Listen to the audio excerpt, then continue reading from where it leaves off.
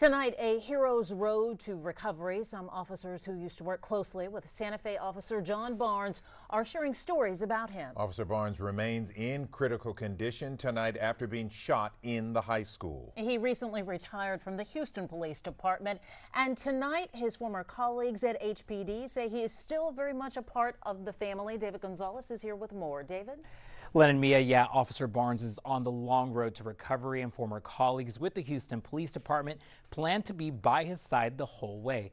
HPD chaplains have been in Santa Fe helping officers and the community cope with this tragedy, but this has also been hard on them since Officer Barnes is still a big part of the HPD family.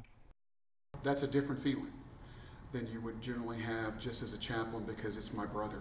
And not like the brothers, I have brothers all over this department that we try to serve and take care of, but he is so close to my heart because we've been through this whole thing together for 23 years.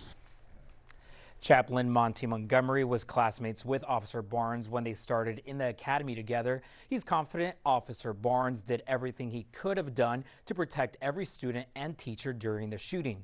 Montgomery believes Officer Barnes is aware of the tragedy that took place at the school. He's been through a lot. That first day was very, very difficult, and he was put through a long surgery for his arm. I understand that he's squeezing people's hand. He's trying to blink his eyes and just trying to recoup himself back to where he was. And it's going to be a long battle.